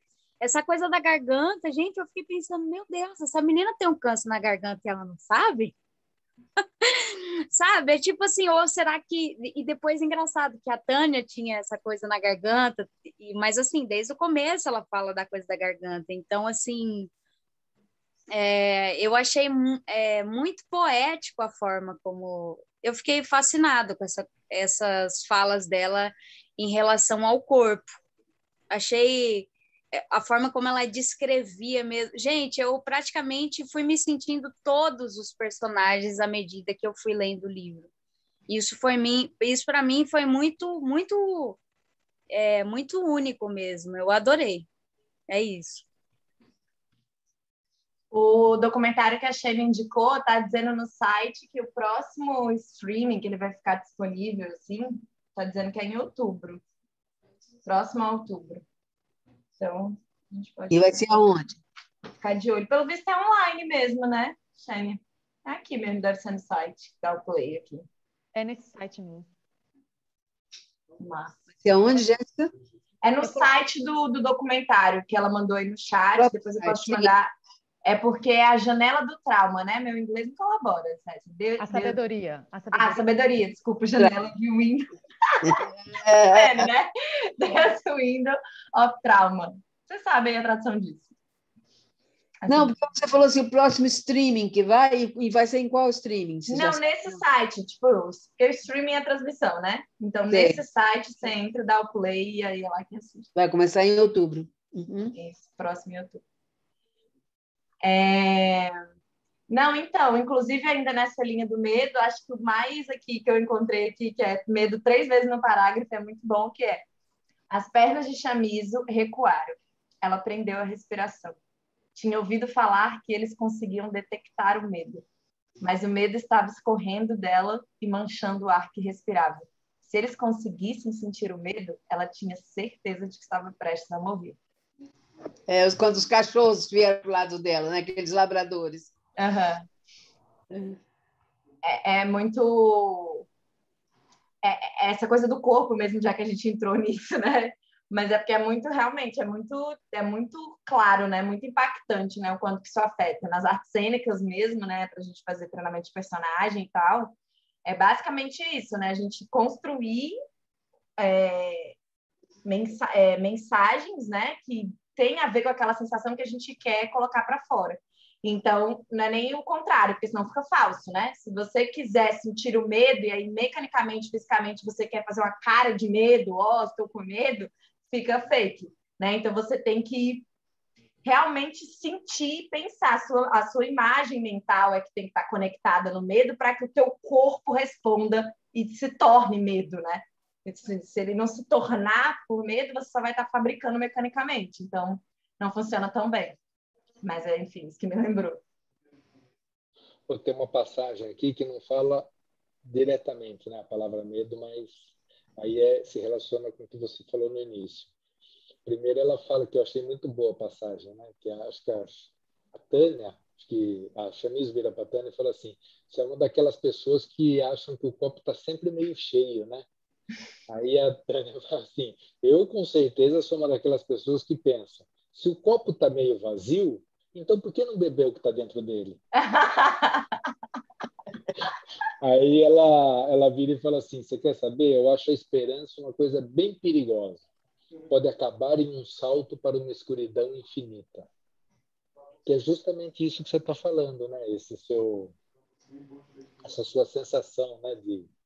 Você fala, mas por que você sai daí? Por que você está fazendo isso? Eu vi no filme, gente, é assim, a pessoa de fazer algo revolucionário. Eu, pelo amor de Deus, volta! Vai dar merda! Desesperada. Mas é bom, que é exatamente como você falou, né, Rogério? Aí é lá uma história verídica que mostra que deu tudo certo. Aí eu fico feliz, né? Porque eu tava esperando o pior. Então, show de bolinha. Que bom. Eu também estava esperando o pior ali. Não, a questão da morte da menina, por exemplo, eu tava o tempo inteiro já, tipo, vai morrer, vai morrer, vai morrer, vai morrer, vai morrer. E aí, A Cecília falou isso, né? Ela falou: a gente já estava dando ela como morta, assim. Sim. Tava. Sim, total. Gente, eu estou esperando o Bruno falar. Por que o Bruno nunca está falando? O Breno. Todas falas do Breno. Oi, Cecília. Oi, gente. Bom dia. Gente, eu não li o livro. Eu só estou aqui de ouvinte hoje. Era uma possibilidade. Eu estaria igual a você, na moita. Tá certo. Pois é, eu estou aqui só observando, entendeu? Porque faltar, não posso faltar. Eu adoro participar. Então, hoje eu só estou só ouvindo mesmo. Legal. Isso foi uma atitude corajosa, garoto. Thaís aí também na mesma, né, Thaís Oliveira? Inventa, sério. Ela nem vai abrir. Claro que não, que ela não dá confiança. Deixa eu te falar, aqui eu fui dar um Google na palavra esperança, gente, a gente entrou muito nisso. Aí tá dizendo aqui, a esperança ao lado da fé e do amor é uma das 3 virtudes teologais do cristianismo, né? Já na mitologia grega, a esperança não é considerada uma virtude. Pandora, a primeira mulher criada pelos deuses, abre uma caixa onde continha todos os males da humanidade. Ao fechá-la, o único mal que resta dentro dela é a esperança, da caixa de Pandora. Porque a esperança ela faz voar, tá certo, mas ela também faz paralisar. Porque quando os gregos acusam, é porque justamente a esperança ela impede você de ver o mal presente, esperando um bem futuro, né? Digamos, reagir ao mal presente. Então, assim, essa esperança, por exemplo, religiosa, ela serviu muito tempo para manter o status quo em todo lugar, né? E serviu e serve, né? Vamos nem entrar em detalhes, mas ela serve, porque é a esperança de que vai ser bom lá na frente e por causa disso vamos aguentar aqui, vamos aguentar calados, vamos aguentar firme, porque já vai melhorar por causa da esperança. Se não houvesse a esperança, as pessoas teriam que reagir imediatamente. A pessoa chega a perder um filho de fome esperando que os próximos filhos vão ter comida. Como é que pode, né? Então, assim, a esperança tem esse lado também, bem paralisante, bem que Mas prejudica. eu acho até uma crueldade esse pensamento que nem ela falou, né, o cristão, porque e a virtude da pobreza, né? Você é virtuoso sendo pobre. Ou seja, não, fica tranquila que lá na frente você vai ser recompensado. Ou seja, faz a pessoa se conformar com aquela situação, né? E a esperança é a mesma coisa, não, tá tudo ruim aqui, não, mas depois que eu morrer, tá garantida a minha vaga lá. Eu acho que chega a ser cruel um pensamento assim com a pessoa, sabe? A história do Zimbábue, né, depois da independência, em 79, eles ficaram com aquela esperança de que não, agora vai, o celeiro da África, né, o pessoal falando que era a parte cerealista, né, da África, e depois disso as pessoas passaram fome, o Robert Mugabe fazia festas, né, maravilhosas, chamava os pop stars dos Estados Unidos para fazer festa no aniversário dele, a população morrendo de ébola, de cólera. E depois, com as eleições, acho que foi em 2008, né, que eu acho que essa crise que está no livro, que a oposição e a situação fazem uma coalizão, e eles esperam que as coisas finalmente vão melhorar, e, na verdade, entre eles né, com a reforma agrária, o que eles fazem é dividir entre eles as terras que antes eram dos colonos brancos. Então, assim, é uma coisa de partir o coração. Tanto que essas pessoas tiveram esperança, né, de construir uma grande nação ali e, na verdade, serem exploradas, né, até o fim. Eu, aliás, quem souber, né, eu encontrei 2 documentários feitos por uma... Encontrei, não, soube da existência deles, vi o trailer, né, porque o filme em si eu não encontrei. Um chamado Democratas, de 2014, que ela realmente trata o processo político do Zimbábue, e um que ela lançou em 2019, 2020, sobre esse último presidente que parece que entrou no poder, enfim, há alguns anos também. E aí esse chama O Presidente, né? Então são 2 documentários de imersão assim na política das últimas décadas do Zimbábue. Mas eu procurei o filme e não encontrei. Inclusive ele entrou naquela mostra Tudo é Verdade, né? Aquele festival de documentários brasileiro, mas não achei. Fiquei muito curiosa para assistir. Esse Primeiro, último, o presidente, Presidente. O nome da cineasta é Camille. Vou até ver aqui, cadê? O presidente não, presidente. Presidente de Camila Nielsen. Posso mandar aí no chat para vocês. e o primeiro, Democracia? Democratas. Democrata. Tá. Tá. Ok. não, e na hora que ela está fazendo a cirurgia lá e acaba a luz, né? Dá uma piscada e depois acaba a luz, daí só aparece o nome Da companhia lá, da Zesa. companhia, Zesa. Eu na hora fiquei, né, aquela coisa, Zesa, o que é Zesa? Aí eu dei Google, não sei o que, aí eu, gente, ela tá de rodapé na minha cara. Escrito que era o nome da companhia. Gente, teve um livro porque tem o Clube do Livro África em Livros, que eu acho que eu já falei aqui, que é do professor Alexandre Santos, da PUC, ele é um especialista, um mestre em História da África, em África no geral. E aí ele abriu junto comigo, né, o Clube do Livro Fala Preta, eu não conhecia o trabalho dele, mas quando eu estava publicando as coisas do Fala Preta, eu cheguei no dele.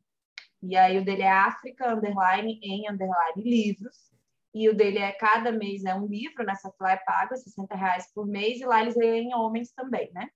E aí, coincidentemente, esse mês ele está lendo também um livro do Zimbábue, que é o Condições Nervosas, da Tissit. Gente, esse livro é muito bom. Inclusive, ele está numa lista dos 100 livros mais influentes do continente africano, alguma coisa assim. 100 livros mais importantes para moldaram a história do continente africano, alguma coisa assim. Então, é do Zimbábue e mostra essa menina, a transformação da chegada dos missionários dos brancos no Zimbábue e ela indo ter a formação, a escola, né, passando na prova, indo estudar nessa escola missionária, né, ela sentindo a quebra das raízes em relação à família dela, aquele olhar, ela mesma já se constituindo como alguém que olha com superioridade para o pai e para a mãe quando vai visitar o pai e a mãe, né? Então ela começa assim a perceber essas diferenças e, na verdade, quando ela vai, uma prima dela também já estava há alguns anos nesse processo. E aí, o que acontece? Enquanto ela é uma menina, a protagonista, né? Enquanto a protagonista é uma menina que ama estudar, que tem um desejo muito grande e que tá indo lá acreditando que é a melhor coisa do mundo, assim, a prima dela já viveu um pouco desse processo e tá psicologicamente perturbada, tipo assim, no sentido de verificar e sentir o quanto que ela recebeu uma cultura que choca com a cultura do povo dela e o quanto ela não consegue administrar isso, sabe? A prima dela já tá num adolescente, assim, que tá, tipo, rebelde, tá revoltada, tá, tipo assim, sabe? Então, rola um lugar, assim, como ela vai com a ajuda desse tio, que é o pai da menina, é como se, por um lado, ela fosse a corretinha, que tá dando valor, né? E que merda, a minha filha é uma rebelde que não tá dando valor, a melhor coisa que eu tô dando para ela que é esse ensino com o ensino de qualidade, né? Tipo assim, então tem também esse lugar entre elas, né? Assim, é bem, bem legal. É bem legal, um livro muito legal. Como que é o Instagram dele? A África em livros, só que tem um underline, né? África, underline, em, underline, livros. África em livros, mas sem ser junto com underline entre as palavras. Sim, Jéssica, eu era para comentar exatamente que a gente não viu nada sobre a influência religiosa nesse livro, que nos outros livros africanos a gente viu. Então, agora que você comentou isso, que eu queria saber como tinha sido no Zimbábue, você falou missionários. E que missionários eram? Eram católicos? Eram protestantes? O que era? Porque em Ruanda era tudo católico, né? Essas nuances da religião, eu sou ruim disso. Mas eu acredito que fosse... Porque, na verdade, eu nem cheguei a ler esse mês, né? Eu li um pouquinho antes. Mas deixa eu abrir ele aqui. De um e do outro, né? Claro. Eu lembro de uma vibe católica, eu acho. Assim, que eu senti. Alguma coisa que me fica mais católico na cabeça. Mas talvez não também, porque meu amigo é evangélico missionário e teve várias vezes que eu lembrei dele lendo o livro. Então, tipo, talvez...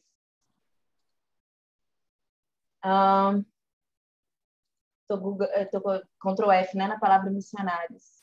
Missionários, taranã. Hoje há menos brancos na prisão. Eles são chamados de expatriados não missionários. Deixa eu ver a palavra evangélico.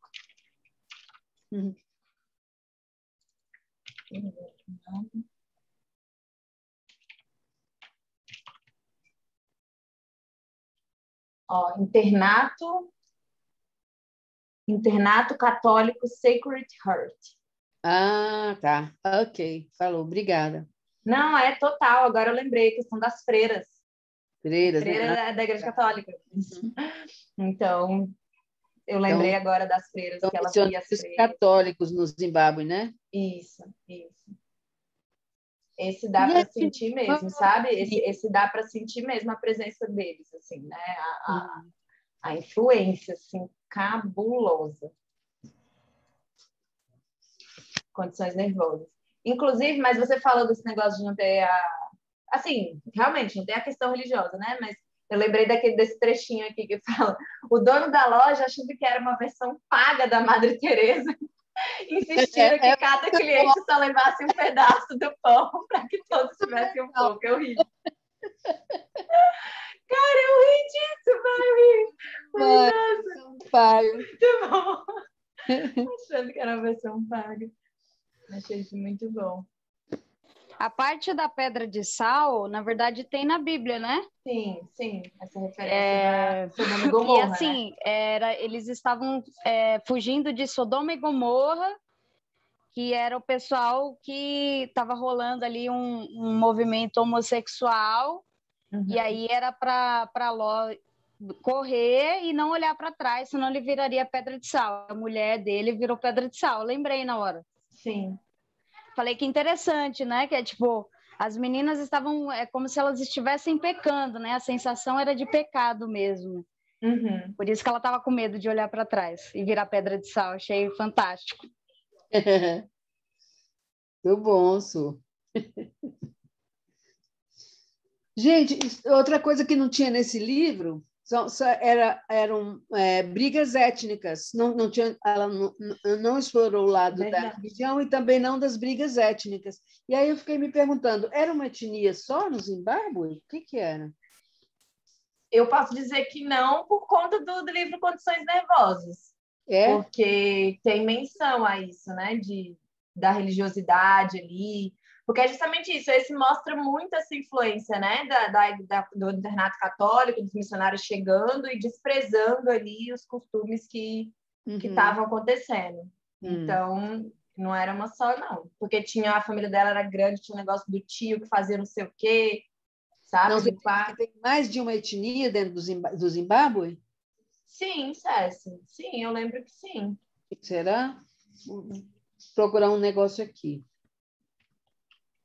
No próprio livro.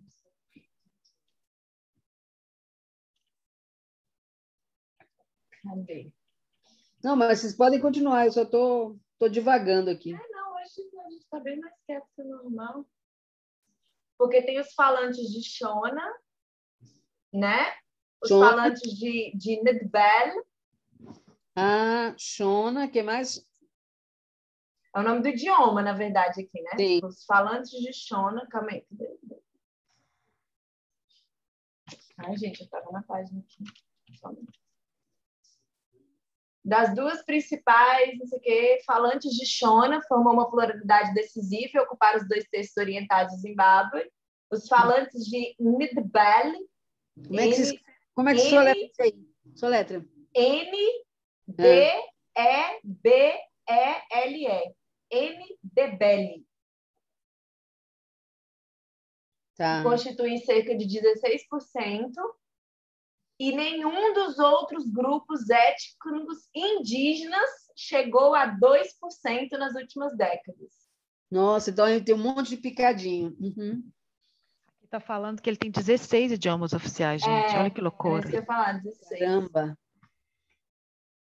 A gente viu isso na África do Sul também, né? A gente viu isso de uma série, uma pancada de idiomas. Deixa eu ver se aqui na Wikipédia eles dizem quantos idiomas tem. A Constituição, né, da África do Sul reconhece 11... Gente, a Constituição reconhece 11 línguas oficiais, cara. Eu sempre fico assim, caralho, muito louco, muito louco, muito louco. Muito louco. Mas eu tenho o Shewa, o Tonga, Shibauri, inglês, Kalanga, Khoisan, Nambia, Nidal, Nibele, Xangani, Shona, língua de sinais, Soto, Tonga, Tsuana, Venda e Xhosa. Esse Xhosa é aquele da África do Sul, né, que a gente viu, que até postaram no Discord um vídeo de uma mulher dando aulas em Xhosa. E a gente tentou praticar e foi, tipo assim, um desastre total, porque a pronúncia lá dela era, tipo... Mas é legal eles reconhecer língua de sinais como um dos idiomas, hein? Claro, claro. Ótima menção.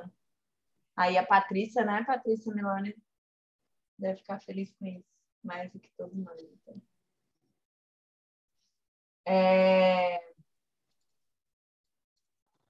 Só uma coisinha, você já imaginou para ela sair da Inglaterra e ir para aquele país, daí o pai ser morto, né?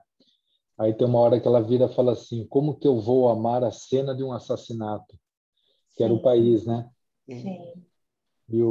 E como os pais meio que protegiam ela, porque você vê ela na fila do pão meio não entendendo direito aquilo, sabe? Não, mas o que é que as pessoas... Você vê que ela não tinha, assim, tanto que a mãe não queria que ela soubesse o negócio do pai, né? Do artigo do pai, mas você vê como ela foi meio protegida pelos pais, assim, né? Ela não tinha uma consciência política do que estava... Apesar que no início do livro, naquela discussão com esqueci o nome dela, mas Mas ela estava falando do pai dela, né? Depois que a gente vai descobrir que ela fala, esse jornalista foi assassinado aqui, mas ele falava mal do país, não sei o que. Ela fala, Sim. você não sabe o que você está falando. A Mas ela, Pádia. Paida, exatamente. mas ela não, assim, a consciência política, você vê que ela ficava meio confusa ali com o negócio da inflação, não, mas o que está acontecendo aqui? E outras duas coisas são a figura da avó, né? Que a avó tinha discordância política com o pai, né? Tanto que os dois romperam. Aí o pai só mandava dinheiro para ela, né? Ela vira e fala assim, pô, é engraçado a relação dos dois se resumir a uma conta bancária. Mas a avó, ela não concordava com as coisas que o pai fazia, assim. Ela tinha outra posição política. E também outro ponto seria Imbira, né? Imbira, o instrumento lá. Vocês E escutaram no YouTube Nossa, lá? pois é, não conhecia esse É, instrumento. também não. Não Eu conhecia. entendi que era tipo uma sanfona, eu acho, não sei. Na hora eu visualizei uma sanfona. Eu queria falar sobre a raiva da Chamize. sim, Gente, quanta raiva ela tinha dentro dela, né? Eu acho que ela muita. estava passando, me fez lembrar das 5 fases do luto, né? Porque ela tinha raiva de tudo e era uma coisa meio explosiva, assim. E aí eu associei ao luto do pai dela, né? Aí eu lembrei também das 5 fases do luto. Uhum. Me identifiquei com ela em alguns momentos, para ser sincera, assim. A falta de capacidade de lidar com as coisas ao redor e também de compreender exatamente o que eu estava sentindo, né? Eu sinto isso no meu corpo, eu morro de raiva, eu explodo do nada, mas no fundo, eu não sei o porquê que eu tô com tanta raiva. Me identifiquei em vários sentidos, assim. Passei uma fase há mais ou menos 1 ano e meio, quase 2 anos atrás, onde eu estava com muita raiva de tudo, de todos, de mim mesma. Só que essa, tipo, de mim mesma mesmo, eu não sabia que era isso, né? E tudo tinha a ver com a minha criação, a forma como eu era tratada. Até essa coisa mesmo de não entender muito sobre o meu redor, sobre o externo, sabe? De ter sido, de alguma forma, protegida também. Acho que pode ter alguma relação aí.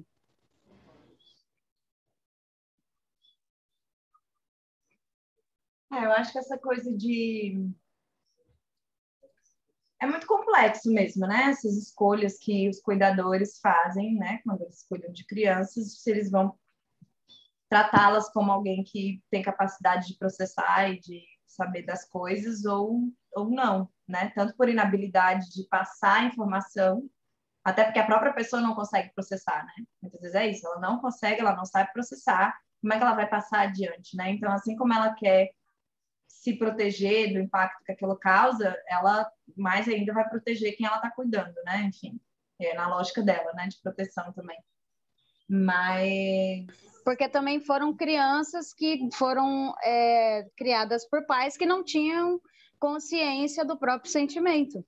Porque os pais hoje em dia que eu percebo que tem mais consciência do que sente, o porquê, aonde que vai psicologicamente, quais são os gatilhos, eles educam os filhos de forma a lidar com os sentimentos. Mas os que não tiveram contato com isso quando criança e não sabem os benefícios disso, eles nem têm como fazer, eles estão perdidinhos também. Então, a melhor coisa é calar, mandar calar a boca, não lidar, parar de chorar, essas coisas, né? Sim. Eu vou compartilhar minha tela aqui, porque eu vi um negócio aqui interessante. A Cecília foi falar das etnias. Aí tá falando aqui naquele site do Happiness, né? Sobre o grupo étnico Ndebele, da África do Sul e do Zimbábue, que tem o costume de pintar, ou melhor, estampar suas casas com muitas cores e formas marcantes. Olha que lindo. Que coisa linda. Gente, olha essa foto, muito maravilhosa. Nossa, tá cheio de propaganda o Happiness, né? Deus me livre. Caraca, velho, que roupa é essa? A roupa tá mais espantando até que as casas, mas lindas. Muito legal, nossa. Olha! Essa casa redonda me lembra o papo da Escolatique. Amanda. Sim. Da Escolatique. Nossa, muito lindas as cores. Além Muito de ser redonda, toda colorida. Nossa.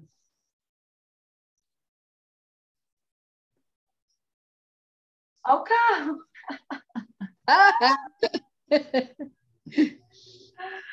Muito bom. Ah, muito bom. Já botei lá no Discord.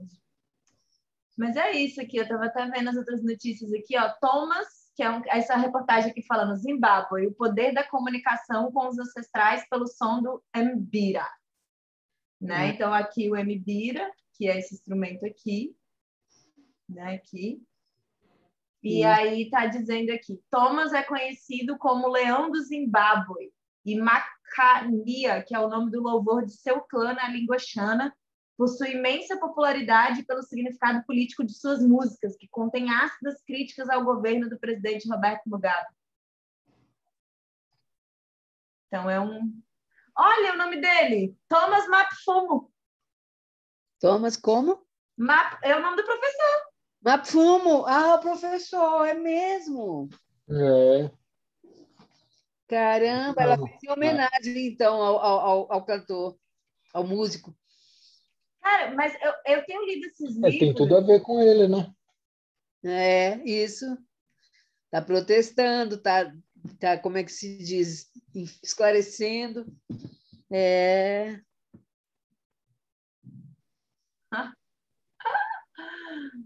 Bom demais.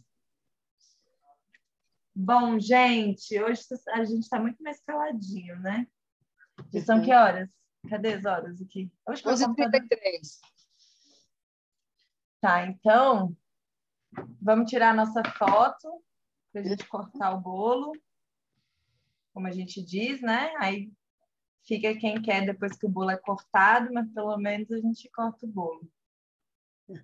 Cadê? Vamos lá? Todo mundo com seus livrinhos? O Breno com o sorrisinho dele, sem o livrinho dele. Dessa vez vai ser sem livro, que pena.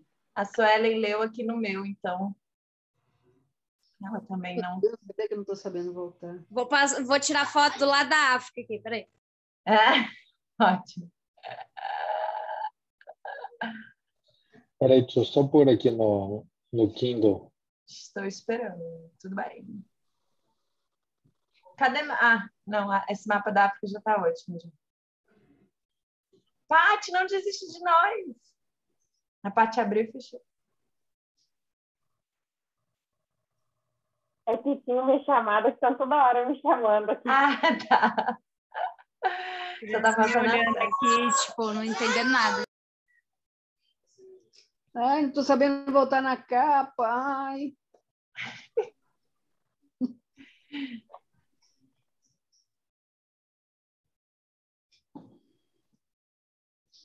Cécia, eu não sei se seu Kindle chegou à atualização, mas quando ele desliga, ele está mostrando a capa do livro que a gente está lendo por último. O seu não está fazendo isso, não? Vamos ver aqui. Vou fechar para ver. Nada, ele mostra o protetor de tela só. O meu também não mostra. Não, o meu mostra o protetor de tela só. Ai, gente, não tô, toda hora, quando eu não quero, eu vou lá na capa. Caramba! Não se preocupa não, rainha. A gente espera.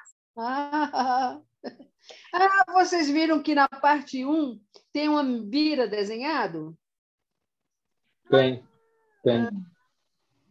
Não, eu não tinha sacado. Parte 1, janeiro de 2008. Aí tem uma mbirazinha desenhada. Não tinha sacado. Enquanto a Sassi procura ele, então, eu vou só ver essa matéria aqui, ó. Brancos do Zimbábue se dizem perseguidos. Proprietários de boa parte das terras férteis, eles acreditam que a invasão das suas fazendas seja uma forma de limpeza étnica. Os fazendeiros brancos do Zimbábue patrulham em grupos pequenos, geralmente em duplas, as estradas próximas às suas propriedades, mantendo contato permanente pelo rádio a fim de evitar novas invasões de terra. Pelo menos 9 brancos já morreram devido à crise fundiária. É uma verdadeira tentativa de limpeza étnica, acusa Vernon Nicole, fazendeiro atacado recentemente. Não há dúvida alguma de que essa campanha é orquestrada e tem como objetivo expulsar os brancos. Não é uma ação organizada por agricultores pobres, como alega o governo. Esse idiota do Mugabe, que é o presidente, né, que era na época que estava no poder desde 80, está por trás disso tudo. Na Europa, isso se chama limpeza étnica. Os brancos representam 1% da população, de 11 milhões, e são proprietários da maior parte das terras férteis. Mugabe declarou diversas vezes que a guerra de libertação dos anos 70 contra os brancos continua e que eles ainda são inimigos. A limpeza étnica sem assassinato, como é que é isso? Limpeza étnica é matando a etnia a ser oprimida, a ser eliminada. Ah, mas branco, né? Branco é assim, você tocou nele, genocídio, tá acabando com ele. A medida é outra. Estão tentando me matar. Não, mas é porque a medida é outra, né? Eu sinto isso, a medida sempre é outra, né? Quando você tem uma população que sempre esteve num lugar não muito agradável socialmente, ela sofre diversos impactos, fome, violência, tudo, e não se dá nome para isso, né? Tipo, isso sempre acontece, foda-se. Agora, quando é alguém que ocupa os espaços de poder, sofre um impacto, aí dá-se todos Dói os nomes mais, né? Aí dá nome. É tipo isso. Por incompetência, não consegui achar a capa. Caramba! Não, então é só sorriso. O quadrinho não tá aí, não, César? Faz sorriso de esperança. Você está com o livro aberto? Eu vou só na capa misturada com outras coisas, olha. Olha lá. Ah, não, é isso aí. Mas vai, vamos lá. Aí. 1, 2, 3 e já. Foi. César super tá com sorriso de esperança. Mas assim. Gente, então a Xênia, que é a primeira vez, tá? A Xênia, a gente chama isso do momento de cortar o bolo, que a gente corta por volta de 11h40. Mais 11h40 do que 11h30, mas hoje a galera, a gente tá bem mais devagarzinho, assim, falando. Aí é até meio-dia mesmo, né? Então normalmente fica quem de boa, não é uma expulsão, é simplesmente um cortar o bolo, a festa continua, e aí vai ficando quem quer, e tem aqueles que vazam depois que corta o bolo. Só para contextualizar. Aí eu jogo a fotinha no Discord, que é esse aplicativo que a gente tem, aí tem o canal do encontro, né? Onde fica o chat, a foto, e depois a gravação. Aí fica também tudo organizadinho lá para acessar depois. Obrigada, gente. Obrigada pela recepção também. Adorei. Que bom. Ai, pois é, cara. Eu, inclusive, estou muito ansiosa. O encontro do African Livro sobre o Zimbábue vai ser no próximo sábado. E ele dá uma aula normalmente, né? Ele, tipo assim, ele faz uma apresentação de 40, 50 minutos, contextualizando e tudo, aí depois ele abre para conversa. Aí vou ver o que ele vai trazer dessa vez. A Patrícia falou sobre reforma agrária aí no chat. Ah, legal. Pesquisando aqui. Sobre essa questão da reforma agrária não foi comentado, né? Eu mesmo, não foi. Não foi, verdade. Eu vi agora essa notícia justamente, né, dessa questão dos brancos aqui se sentirem bem ameaçados. Eu vou até... Não, a gente não comentou do bloqueio que a União Europeia e os Estados Unidos estão fazendo a eles por causa disso. Caramba! Caí agora nisso, porque coloquei reforma agrária. Aí aparece a Paiva dizendo: meu pai disse que se não fosse pelas sanções ilegais, o país não estaria tão bagunçado. Né? A União Europeia e os Estados Unidos haviam imposto sanções ao governo após a reforma agrária. Foi, exatamente. Imagina. Só porque tirou terra dos brancos, né? Sim, sim. Uniu o país todo por causa disso. E a avó dela, né, aqui, né? A avó dela recebeu a terra durante o programa de reforma agrária em 2005. O pai questionava justamente isso, que não fizeram segundo os critérios justos, né? Eles dividiram entre eles. Não foi. E os embargos foram mais também, não só, né? Mas também por conta da, como é que eu vou dizer, nacionalização das empresas, que eles queriam que as empresas passassem para controle dos nacionais. Sim. E não das empresas estrangeiras. Aí vieram os embargos, que é o que o pai da Tânia, ou a mãe da Tânia estava ali. A Chamizo denunciou. Não, aquele que é empresário, que tinha investimento. Era verdade. Super preocupado. O pai da Tânia. Como é que ia fazer. É, o pai da Tânia mesmo, é. Porque os investimentos foram embora, né? É. Os homens que aprenderam fazendo... Estou lendo aqui essa parte, né? Que era até a tensão mesmo, que a avó tinha com o pai, né? Também, uma das discordâncias. Porque depois ela até justamente fala, eu não concordava com as coisas que ele fazia, mas eu não queria que essas opiniões políticas tivessem ficado tanto entre a gente, né? Esse era o ponto, assim. Que, aliás, é sempre um ponto maravilhoso de discussão política, né? Que é quando jogam essa fala de... O quanto é difícil quando jogam essa fala de nossa, mas não vamos deixar o afeto né, ser vencido ou massacrado porque, sei lá, eu sou bolsominion e você é Lula. Cara, mas é porque, assim... Como é que faz esse afeto nesses moldes, sabe? Tipo assim, não tem como. Parece que é uma frase descolada, uma frase assim, que é possível, né? A maneira como a pessoa vive a vida, conduz, vê o mundo, vê os outros, vê o coletivo, isso faz com que você perca a admiração, o carinho, né? Aquela fluidez, aquele, nossa, a gente é brother, né? Claro que faz. A política é isso, está no nosso pensamento, nas nossas ações. Então, não é muito simples, né? Realmente, a política não ficar no meio, assim. É possível se você fazer isso mesmo, assim, tipo, você ignora completamente, você convive com a pessoa, né? Eu trabalho com 2 bolsominions de carteirinha e eu me dou super bem com eles. Mas é isso, né? A gente não pode... O Breno não, o Breno trabalha no mesmo lugar. O Breno eu não me dou bem com eles. O meu, né? Eu não me dou.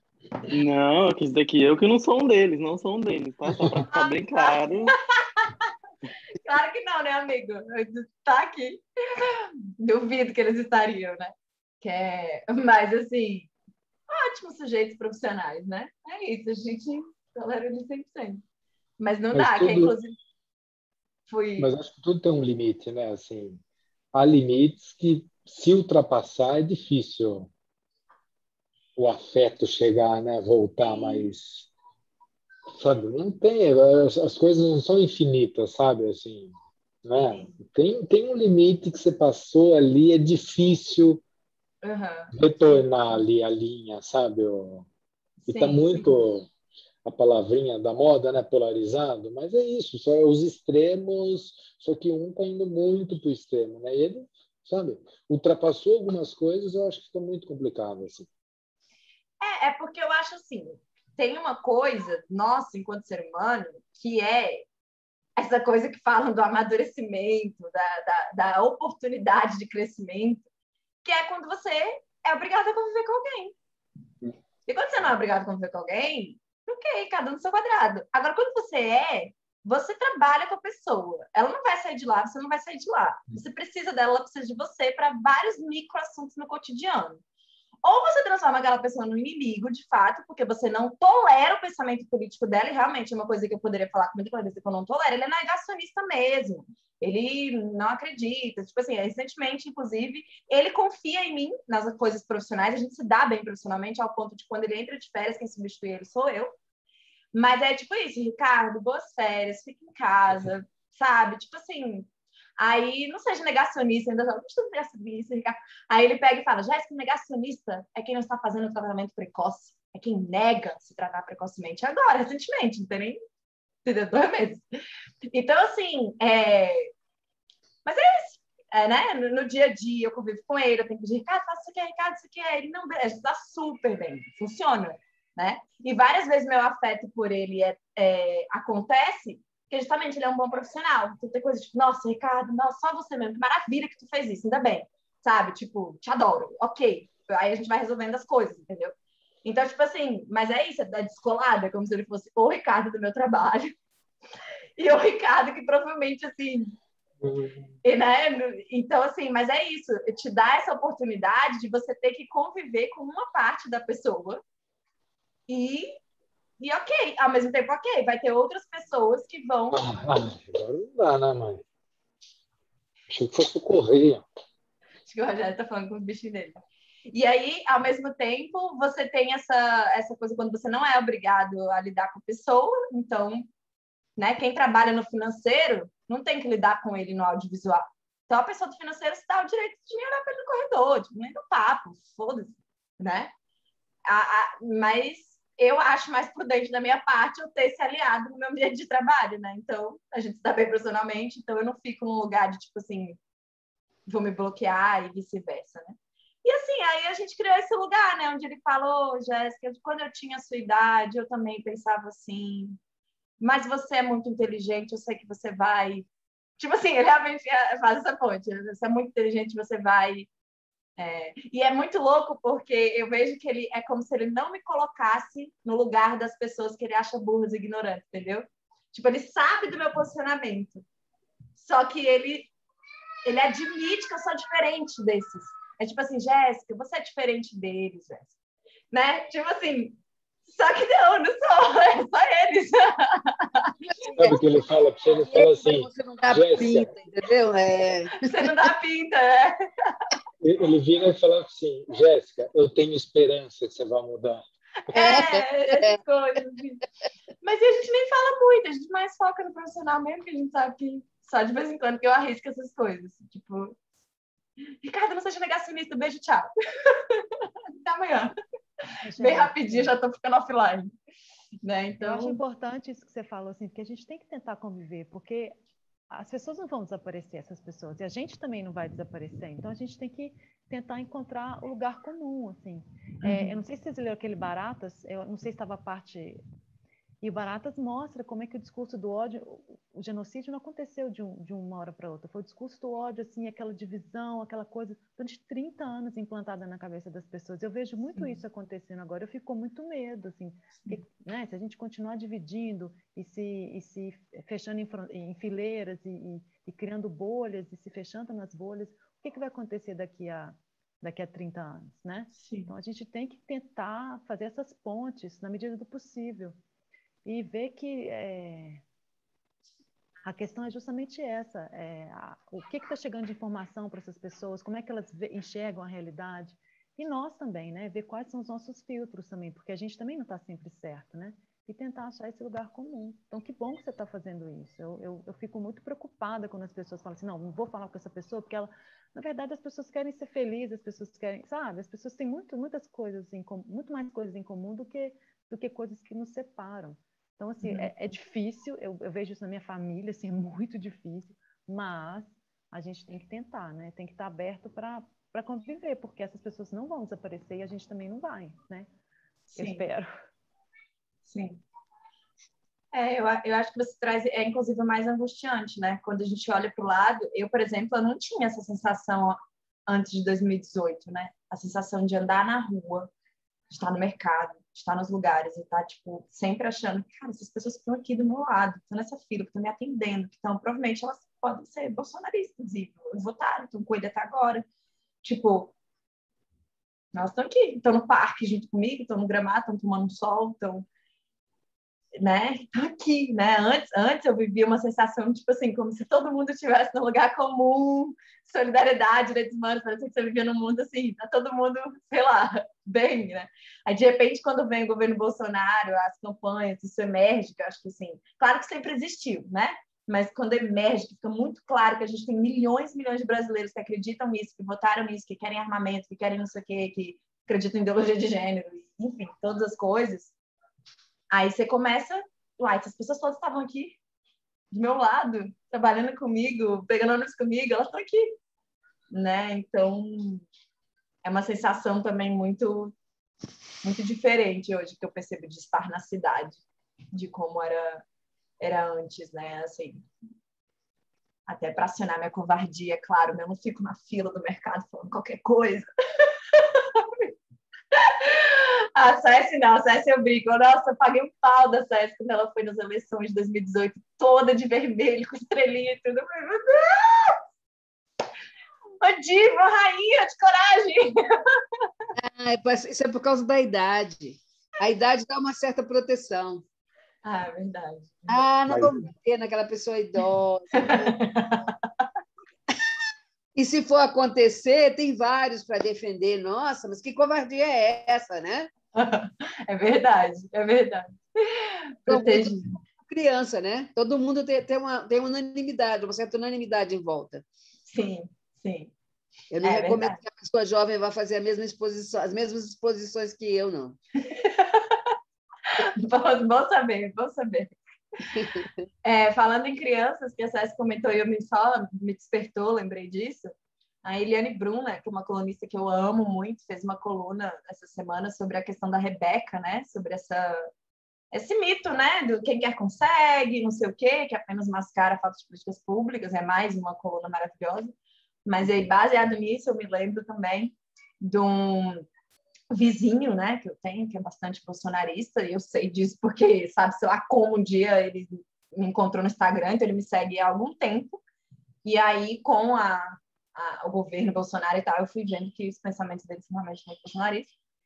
E aí, recentemente, ele fica me mandando direct message, assim, me mandando publicações como se fosse para eu repensar a vida, né, coisas que denunciam a esquerda horrível, né, para eu acordar e tal.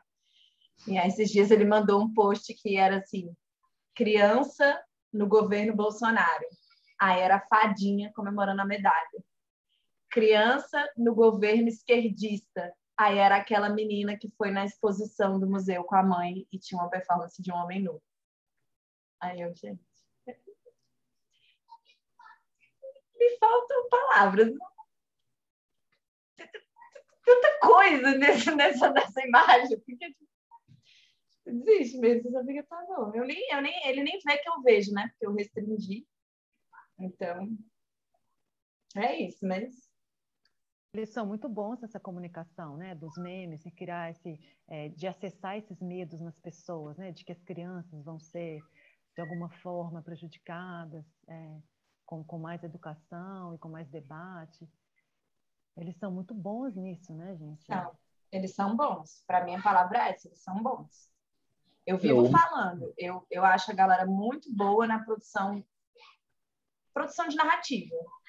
Não é nem boa no sentido complexo, sofisticado. É no sentido de ter material o tempo todo. Tipo, não para, não para. Qualquer coisa que alguém está fazendo tem alguma coisa. Não para. É assim, é uma produção muito extensa. Pode falar, Rogério, desculpa. Não, o medo é um elemento que foi manipulado e tratado na história da humanidade, né? Através dele, então isso daí é histórico, né? De você lidar com o medo das pessoas é um caminho muito, não é fácil, mas facilita muito, né, a dominação, né? Então, claro, as pessoas acuadas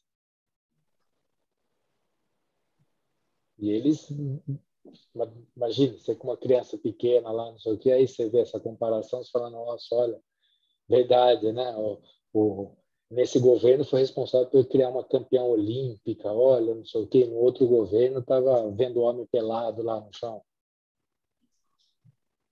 Porque a gente tem voltando aqui ao trecho do livro, né, que ela fala, tenho certeza que o maior investimento que se tem num país é a educação básica de qualidade, né? A gente tem uma educação básica extremamente frágil.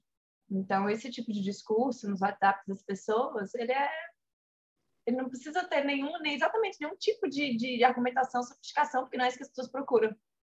Não existe também, né, a questão de falar sobre o Bolsa Atleta, né, que foi criado em 2005 e que havia, não sei, acho que 17 mil atletas e agora há 600, sei lá. Como é que isso foi eliminado, essa política pública que gerou esses campeões agora, né? Sim. Foi acabada, né? Isso, ninguém fala disso, né? Não existe essa comunicação também. Então, por isso que eu falo que eles são muito bons nisso e o outro lado, né, que seria o outro lado, em não destacar aquilo que foi feito, que isso é resultado de políticas públicas, né? É resultado dos impostos que a gente paga, é resultado de investimento nas pessoas, né? Que está acabando tudo, né? Vai acabar saúde, educação, isso vai tudo ser cortado, né? Com esse congelamento que foi feito de 20 anos. A gente vai sucatear para vender, né? Sim. Privatizar. Sim. Não, é muito... Exatamente, é isso que eu sinto. Não tem um histórico, não tem uma busca pela construção do pensamento, do conhecimento. As pessoas têm uma galera muito bem preparada, produzindo conteúdo o tempo inteiro. Inclusive, eu estou lendo atualmente o livro do ministro Barroso, né, o Sem Data Vênia, que eu estou gostando bastante. É muito fluido, a escrita dele é muito fluida, assim, muito legal. A história dele, os pensamentos e tal. E coincidiu, na verdade, eu ter começado a ler esse livro, e aí passou alguns dias, né, que eu estou lendo ele tem um tempo, estou lendo em pedacinhos. Aí, estou vendo esse ataque enorme, né? E como tem amiga minha sabendo que eu tô lendo, ela vira e mexe me manda. Aí eu fico, caraca, velho. Que fake news contra o Barroso, que imagem está sendo construída contra o Barroso, que terror, que... Sim, esse dia chegou um meme para mim, que ela me mandou, que era tipo assim, os grupos de Barroso, inimigo número 1 do Brasil, sabe? E eu fiquei, caramba, como assim? O cara é um... Cara, ele é massa, velho. Sério. O bicho é massa. Sabe? De ter um pensamento democrata, constitucional, um conhecedor das leis, assim, de ter um pensamento progressista, Nossa, o cara é massa, sabe? Assim, não sei das decisões dele no STF, essa parte eu também nem entro muito, eu comecei a ler, na verdade, nem sei porquê, uma amiga me mandou, falou que estava lendo, comecei a ler, mas enquanto pessoa, enquanto pensamento e tal, as coisas que estão lá, eu tenho até que acelerar um pouco a leitura, então, assim, não tem nada a ver, tipo isso, essa pessoa montada de ser monstruoso, acabando com a família brasileira, acabando com não sei o quê, acabando com a verdade que está circulando nos grupos, né, ontem o Bolsonaro xingou ele de filho da puta e tarará, tipo, cara, quem é essa construção, velho, né, é criado um inimigo, né, e é sempre isso, né, que eu vejo, né, no nosso governo atual, e Baratas, eu vi que você falou isso, Xênia. Eu sempre falo, tem um episódio de Black Mirror, que para mim foi um dos mais marcantes que eu já assisti, e é um episódio assim que eu acho fenomenal, que é justamente esse lugar. Um soldado, eles vivem num contexto de precisar... soldado, guerra, né? Tá indo lá matar não sei quem, o inimigo, não sei o quê.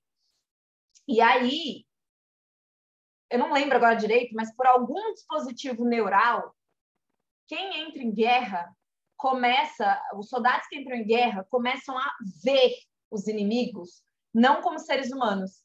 Tipo, eles deixam de configurar visualmente como ser humano para ficar mais fácil possível de eliminar, de matar, sacou? E, velho, é bizarro, porque é justamente isso que acontece. Transformam a gente em não seres humanos, sei lá, adoradores de Satanás, pecadores, pedófilos, monstros, né? Enfim, e fica fácil de despejar ódio na gente, né? Porque a gente deixou de ser ser humano, a gente é só monstros querendo comer criancinhas, sei lá, enfim, e tudo mais. Então, fica fácil pensar em como nos eliminar, né? Em como nos matar para poder proteger a si e aos seus desse mal, né? E é isso. É muito, muito boa essa referência. É muito bom, um episódio muito bom, gosto muito. Bueno, Cecília caiu aí, pelo visto, né, também.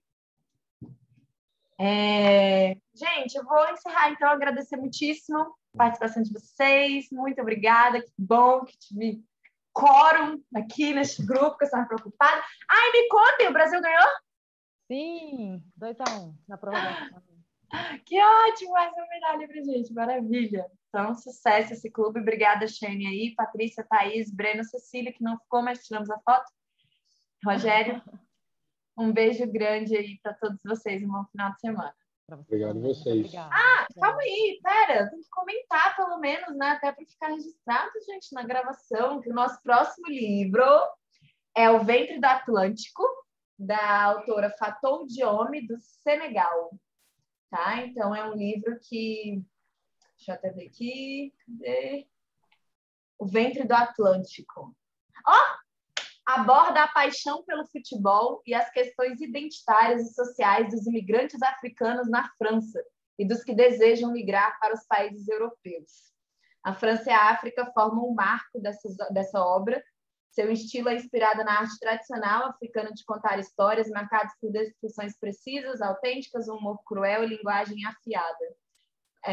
Trata das imagens perturbadoras da chegada e das dificuldades da integração na França com episódios de nostalgia e prazer da infância do personagem Senegal. Então é isso. Quem for aí colar com nós, agora a gente partiu Senegal. Beijo, gente. Até a próxima. Tchau, pessoal. Até Tchau. mais. Tchau, bom final de semana.